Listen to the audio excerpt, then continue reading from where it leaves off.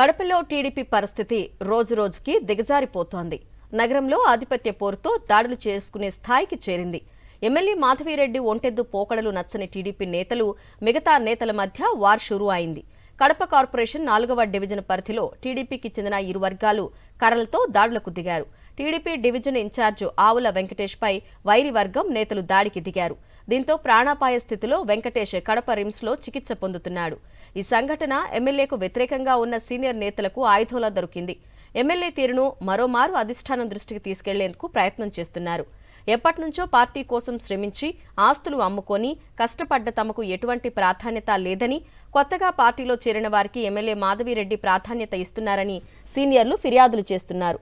Party పెద్దల అండతో తొలి నుంచి టీడీపీలో ఉన్న వారిపై భౌతిక దాడులకు దిగుతున్నారని ఆవేదన వ్యక్తం చేస్తున్నారు.